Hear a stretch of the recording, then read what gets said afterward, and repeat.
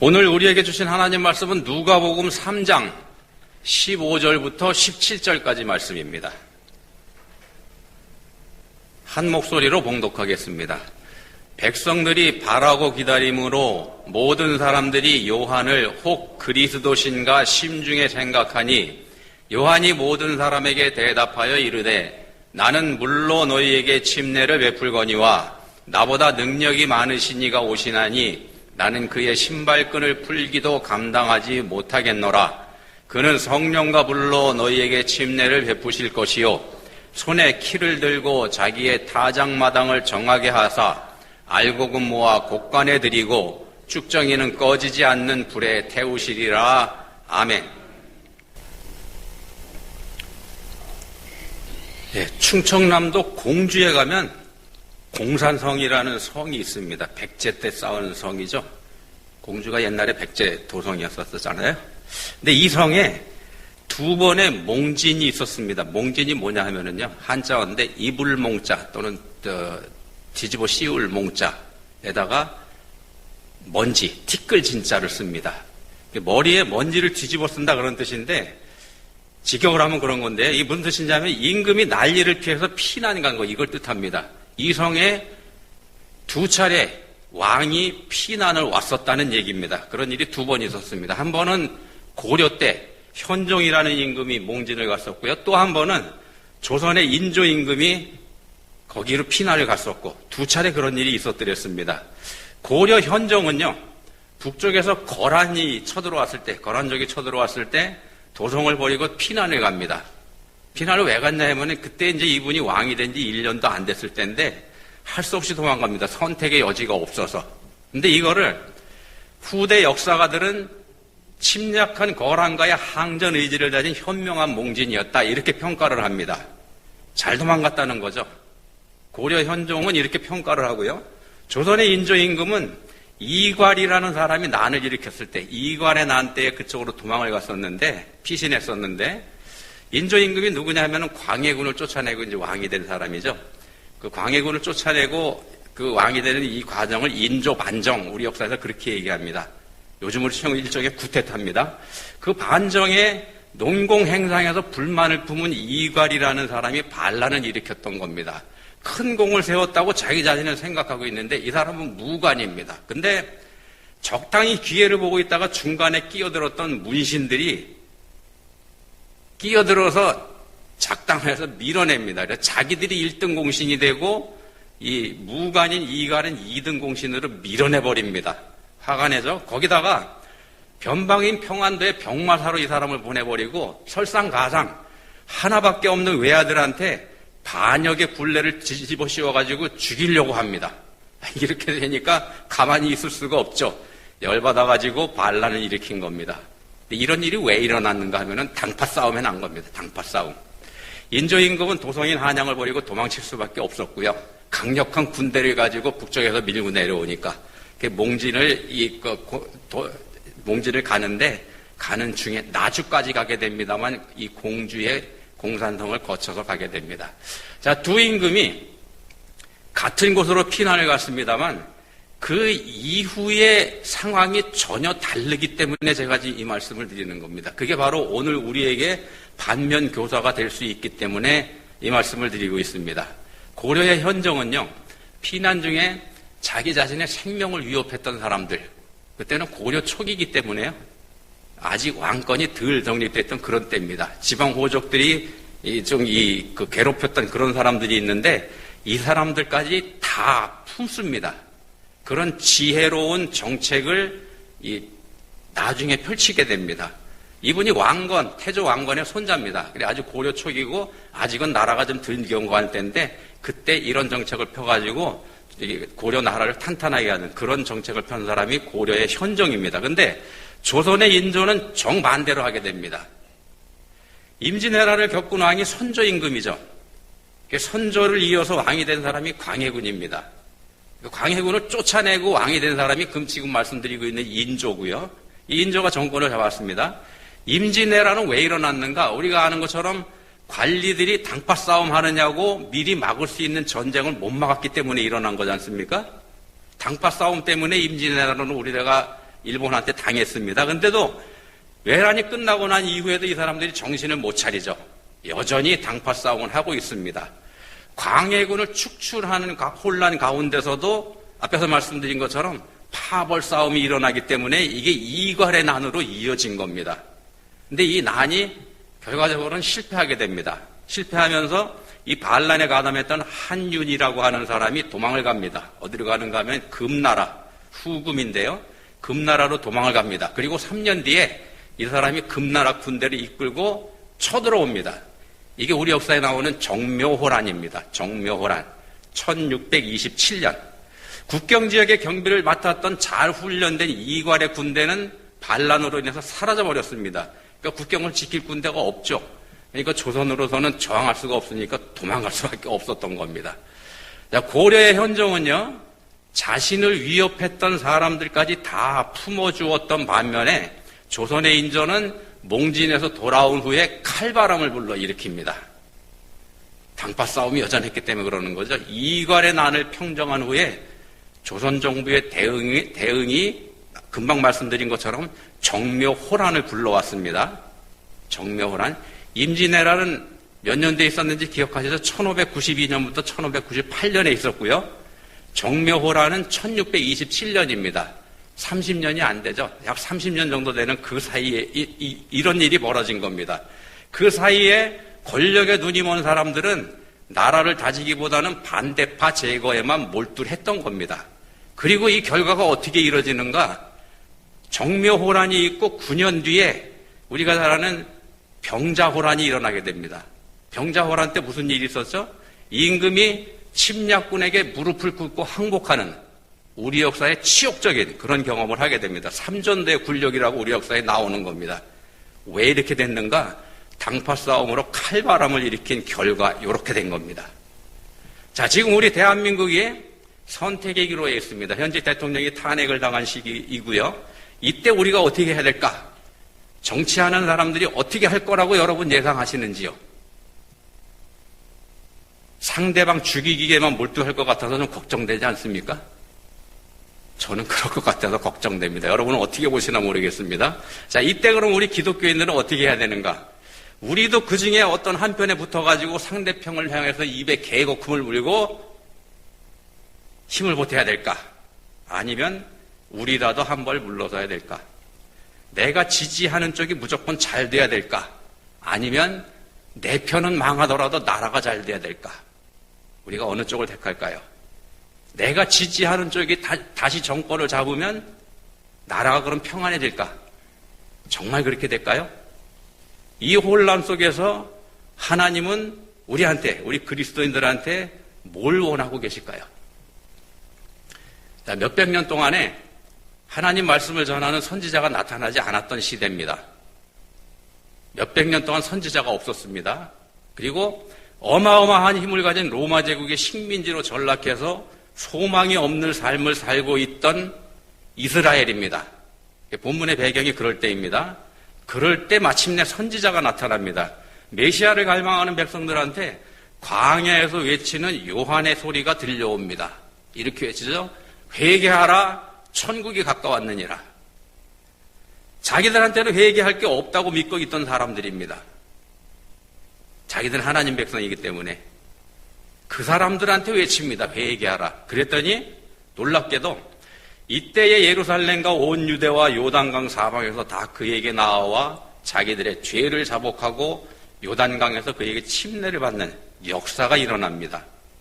놀라운 역사가 일어나고 있는 거죠. 이렇게 되니까 많은 사람들이 자연스럽게 본문 15절 말씀처럼 요한을 혹 그리스도신가 심중에 마음에 생각하게 그렇게 됩니다.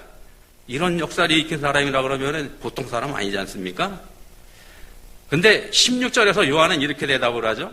나보다 능력이 많으신 이가 오시나니 나는 그의 신발끈을 풀기도 감당하지 못하겠노라. 난 그리스도가 아니다. 이렇게 얘기하는 겁니다.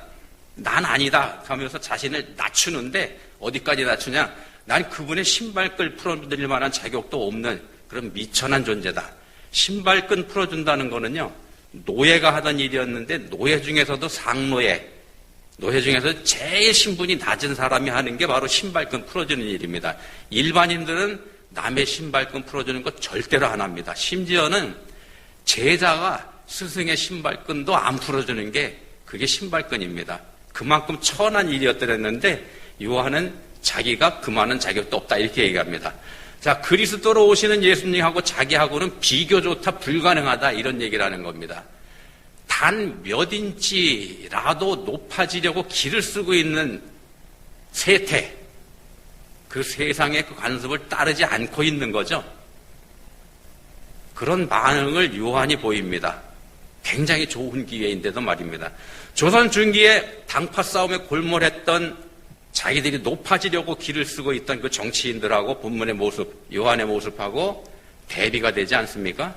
완전히 반대입니다. 완전히 반대. 자, 요한은 하나님께서 주신 사명에만 집중하게 됩니다. 사람들의 환호에 마음을 뺏기지도 않고 광야에 외치는 자의 소리로서 자기 사명과 직분 거기에 충실합니다. 광야에 외치는 자의 소리라는 게 뭡니까? 곧바로 사라져버리지 않습니까? 아무리 큰 소리라고 할지라도 잠깐 지나고 나면 어떤 소리가 있었는지 흔적조차 없이 사라지는 게 바로 소리의 특성입니다. 근데 요한은 그거에 만족한다는 겁니다. 자기 위치가 그거라는 걸 분명히 알고 그 자리를 지키는 겁니다. 사람들의 환호, 이 사람들의 기대, 여기에 응답하지 않고 요구에 응하지도 않은 겁니다. 자, 그럼 어떻게 될까요? 사람들은 이렇게 요한한테 기대하고 큰 기대를 가지고 혹시 저 사람 그리스도인가 아닌가 이렇게 했는데 응답하지 않습니다. 전혀 반대로 얘기하죠. 어떻게 되는가? 그에 대한 대가를 혹독하게 치르게 됩니다. 헤롯한테 붙잡혀가죠. 그리고 한 악랄한 여인의 계략에 말려서 졸지에 그리고 황당하게 목이 잘리는 비참한 최후를 맞게 되지 않습니까? 그야말로 비참한 최후를 맞고 맙니다. 사람들의 환호에 응답하지 않은 대가입니다. 그게 잘못한 건가요? 아니죠. 우리가 아니라는 건 우리가 합니다. 믿는 사람들이. 이런 요한을 가리켜서 우리 예수님이 이렇게 말씀하셨지 않습니까? 내가 너희에게 말하노니 여자가 낳은 자 중에 요한보다 큰 자가 없도다. 험한 광야에서 회개하라 이렇게 외치다가 허무하고 비참한 죽음을 당한 요한이 이 세상에 태어났던 그 어떤 사람보다 가장 큰 자다, 제일 큰 자다 이렇게 평가하신다는 겁니다. 이게 하나님께서 보시는 큰 자하고 세상이 보는 큰 자하고 전혀 다르다는 겁니다. 전혀 다르다는 말씀을 하신 겁니다. 세상에서는 힘을 더 가진 자가 큰 자입니다. 그래서 힘을 더 가지려고 길을 쓰고요. 죽을 힘을 다해서 힘을 더 가지려고 싸우고 그러는 거 아니겠습니까? 남을 죽여야 내 힘이 커지니까. 자, 가장 큰 힘을 움켜잡은 사람이 최후의 승자가 될 거고요. 그 사람이 가장 유능한 사람으로 인정받고 그 사람을 또 가장 존경하는 사람이 되고 이게 세상입니다. 자, 근데 말입니다. 과연 그렇게 힘을 가진 사람이 우리가 사는 이 세상을 구할 수 있는가? 그런 사람이 세상을 구한 적이 있던가요? 소돔과 고모라가 하나님의 심판으로 멸망당했습니다. 하나님께서 하늘에서 유황불을 내려가지고 이 땅에서 아예 사라져버리게 그렇게 만들어졌죠. 학자들은요, 그 사라진 소돔과 고모라가 지금의 사해바다 거기쯤에 있었을 거다 이렇게 짐작을 합니다. 그렇게 추정을 합니다. 사해바다가 어떤 상태입니까? 해수면보다 400m 아래쪽에 있는 그런 지역입니다. 바닷물이 여기 있으면은 사해바다는 이만큼 밑에 있습니다. 보통 땅은 위에 있죠. 그래서 해발 얼마 이렇게 얘기하는데 얘는 해발 마이너스 300m, 400m 이렇게 됩니다. 아래쪽으로 움푹 꺼졌다는 얘기가 되는데 하나님께서 하늘에서 내린 심판의 불, 유황불이 얼마나 대단했기에 그 지역 전체가 이렇게 지구상에서 가장 낮은 땅이 돼버렸을까? 무시무시했다는 얘기죠. 자, 그 소돔과 고모라가 그럼 왜 망했나요? 왜 망했습니까? 소돔과 고모라가? 그 사람들이 타락했죠. 소돔 사람을 뜻하는 영어 단어 소도마이트, 여기에 보면은 그 안에 이런 뜻도 있지 않습니까? 남색자, 수간자, 이상성행위자 이런 뜻이 거기에 들어가 있는 것처럼 소돔은 도덕도 인륜도 완전히 무너진 사회였더랬습니다. 하나님께서 더 이상 참고 보지 못하실 만큼 타락했던 데가 바로 거기입니다. 그래서 심판해 버리신 거죠. 그래서 심판해 버리신 겁니다. 자, 근데요, 그럼에도 불구하고 소돔이 멸망한 결정적인 이유는 따로 있습니다. 결정적인 이유가 따로 있습니다. 창세기 18장 32절 33절에서 이렇게 말씀합니다. 아브라함이 또 이르되 주는 노하지 마옵소서. 내가 이번만 더 아뢰리이다. 거기서 10명을 찾으시면 10명을 찾으시면 어찌하려 하시나이까. 이르시되 내가 10명으로 말미암아 멸하지 아니하리라. 여호와께서 아브라함과 말씀을 마치시고 가시니 아브라함도 자기 곳으로 돌아갔더라. 자, 아브라함이 소돔의 멸망, 소돔의 심판을 막아보려고 하나님과 담판하지 않습니까? 그곳에는 의인도 살고 있을 텐데 그 의인을 악인들하고 똑같이 심판해 버리시는 거, 이거 말이 안 되지 않습니까? 이렇게 따진 겁니다. 그렇게 해서 거기에 의인 10명만 있으면은 소돔을 심판하지 않으시겠다, 이런 답을 하나님께 받아낸 겁니다. 어떻게 됐습니까? 그럼에도 소돔은 심판을 받고 멸망했죠. 뭔가 하면 의인 10명이 없었다는 얘기가 됩니다. 그러면 거기에는 의인이 몇 명이나 있었을까? 9명 있었을까요? 8명 있었을까요? 5명쯤 있었을까? 예레미야 5장 1절에서 이렇게 말씀합니다. 너희는 예루살렘 거리로 빨리 다니며 그 넓은 거리에서 찾아보고 알라. 너희가 만일 정의를 행하며 진리를 구하는 자를 한 사람이라도 찾으면 내가 이 성읍을 용서하리라. 예루살렘을 바벨론 군대에게 넘기기 전에 하나님께서 하셨던 말씀입니다. 단 한 명이라도 의인을 찾아내면 내가 심판하지 않겠다. 하나님께서 이렇게 말씀하신 겁니다. 어떻게 됐습니까? 예루살렘은 바벨론 군대에 의해서 멸망해버렸지 않습니까? 뭐냐 하면 단 한 명의 의인도 거기 없었다는 얘기입니다. 예루살렘입니다. 하나님의 백성인 이스라엘 나라의 수도이면서 하나님의 성전도 있는 거룩한 도성이죠. 이게 하나님 백성 중에서도 알짜배기를 자부하는 사람들이 살고 있던 그런 도시입니다. 그렇다 그러면 그 안에는 의인들이 넘쳐났어야 되는 그런 도시인데 사실은 그 안에 의인이 단 한 명도 없었다는 겁니다. 예루살렘은 의인 한 사람이 없어서 멸망했습니다. 소돔과 고모라도 마찬가지입니다. 의인 한 사람이 없어서 망했습니다. 본문 17절에서 말씀합니다. 손에 키를 들고 자기의 타작마당을 정하게 하사 알곡은 모아 곡간에 들이고 쭉정이는 꺼지지 않는 불에 태우시리라. 알곡이 의인입니다. 자, 예수님께서 오셔서 하실 일입니다. 알곡과 쭉정이를 가려내실 건데 알곡은 모아 천국으로 들여보내실 거고 쭉정이는 꺼지지 않는 지옥불로 던져버리실 거고. 자, 당시 유대 사람들이 로마 제국의 핍박에서 자신들을 건져내서 세계 최강국이 되게 해줄 정치적 메시아를 기대했던 거, 여기에 대해서 찬물을 끼얹는 말이죠, 이게.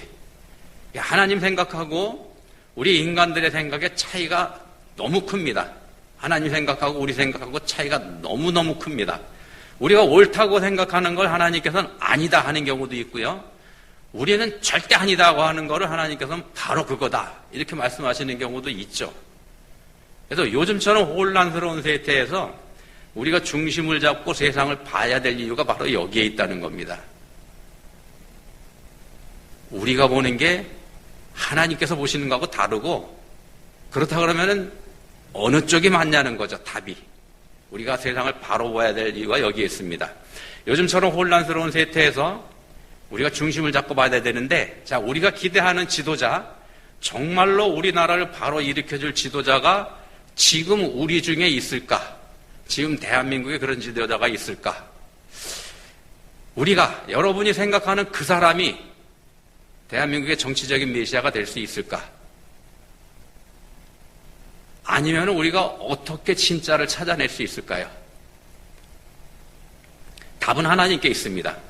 하나님께서 일하시는 방법을 우리가 한번 유심히 볼 필요가 있는데, 하나님이 이렇게 일하십니다. 노아의 홍수로 세상을 심판하시기 전에 하나님 먼저 에녹이라는 사람하고 함께 하셨습니다. 창세기 5장에서 이렇게 말씀합니다. 에녹은 65세에 무두셀라를 낳았고 무두셀라를 낳은 후 300년을 하나님과 동행하며 자녀들을 낳았으며 그는 365세를 살았더라.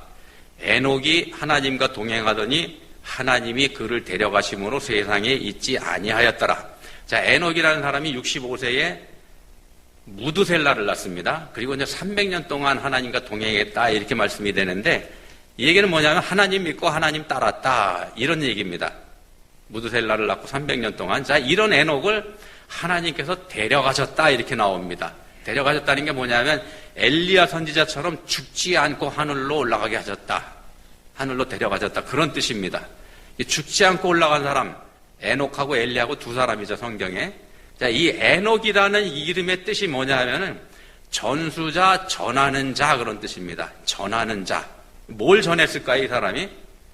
이 사람이 낳은 아들의 이름에 그 힌트가 있는데 무두셀라를 낳았다고 말씀드렸죠? 아들의 이름이 무두셀라인데 이 뜻이 보낸다는 뜻입니다. 보낸다.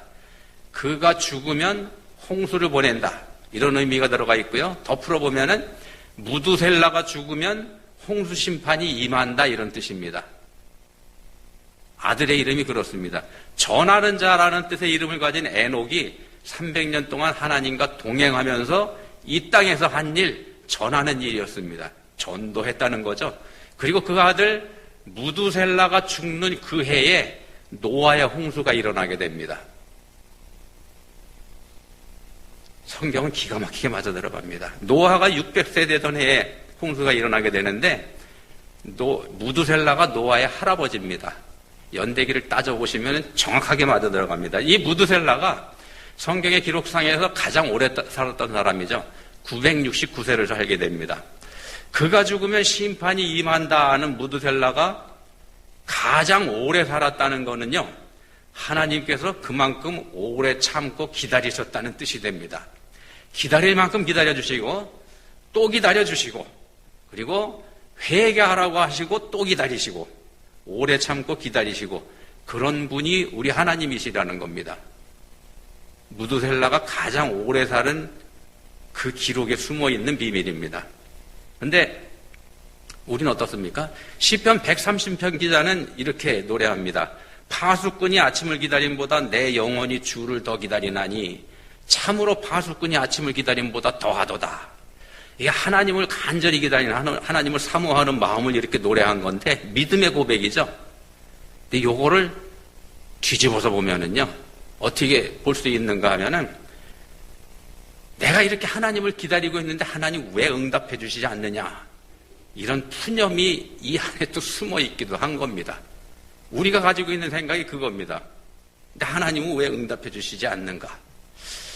자, 이에 하나님께서 대답을 하시는데 하박국 선지자를 통해서 이렇게 말씀을 하십니다. 비록 더딜지라도 기다리라.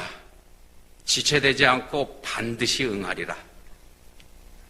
하나님의 대답입니다. 그리고 이사야 30장에 가면 하나님께서 이런 말씀을 하십니다. 여호와께서 기다리시나니 이는 너희에게 은혜를 베풀려 하심이요. 여호와께서 기다리시나니 정작 기다리고 있는 건 니들이 아니고 나 하나님이다 이놈들아. 이 말씀을 하나님께서 하신다는 겁니다. 하나님은요 은혜 받아야 할 사람이 그 은혜 받을 때까지 기다리십니다. 오래 참고 기다려주십니다. 의인 한 명을 애타게 기다리고 계시는 겁니다. 그게 하나님께서 하시는 일입니다. 자, 그 사람이 누굽니까? 하나님께서 애타게 기다리시는 사람. 본문의 요한처럼 자신을 낮추고 남을 높여주는 사람. 그런 사람입니다. 자기는 아무것도 아니라고 하는 사람. 노예 중에서도 상노예, 가장 천한 노예의 일인 신발끈 담당하는 것조차 과분하다고 생각하는 사람. 그게 하나님의 일이라면 내가 감당하겠다고 하는 그런 사람. 그런 사람이 하나님께서 찾으시는 사람이고 그런 사람이 하나님께서 세우시는 사람입니다. 우리한테서도 바로 이 모습을 보기 원하시는 겁니다. 자기를 부인하는 사람, 오직 하나님의 은혜만이 살 길이라는 걸 인정하는 사람, 그리고 하나님을 기다리는 사람.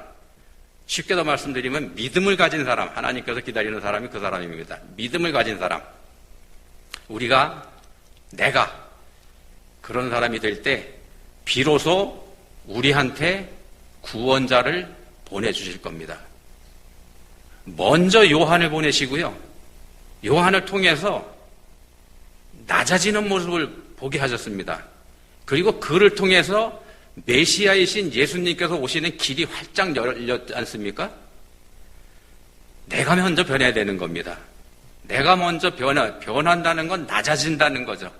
내가 그렇게 낮아질 때, 그럴 때 우리 눈에 하나님께서 세우시는 참된 지도자가 보이게 된다는 말씀입니다. 악한 사람들 때문에 나라가 망하는 거 아닙니다. 의인 한 사람이 없을 때 나라가 망합니다. 내가 의인이 되면 우리가 살고 우리 나라가 삽니다. 출애굽기 32장 32절에 보시면은 모세가 하나님께 이렇게 간구합니다. 출애굽기 32장 32절입니다. 쉽죠? 자, 이제 그들의 죄를 사하시옵소서. 그렇지 아니하시면 원하건대 주께서 기록하신 책에서 내 이름을 지워버려 주옵소서. 이스라엘 민족이 잘못해서 하나님께서 내가 쟤네를 다 없애버리겠다 이렇게 하셨을 때 모세가 하나님께 기도한 내용입니다. 자신의 영생을 민족을 위해서 포기하겠다고 덤벼듭니다. 알곡이 되는 사람은요, 이렇게 자기를 내주어서 남을 살리는 사람입니다. 남 탓하면서 남을 죽이는 사람 아니고요. 기도하시겠습니다. 하나님 아버지, 저희는 세상 사람들하고 똑같이 자긴 잘난 맛에 살아갑니다. 자랑거리 잔뜩 짊어지고서 그 짊어진 짐이 힘에 겨워서 견디지 못해합니다. 자신의 잘못을 보는 것보다 남의 문제 지적하는 데에는 저희가 탁월한 능력을 가지고 있습니다. 이런 저희를 불쌍히 여겨주시기 원합니다. 이제는 더 낮은 자리로 내려설 수 있는 믿음 저희 모두가 갖게 해주시기 원합니다. 저희에게 은혜 주시기 원합니다. 예수님 이름으로 기도합니다. 아멘.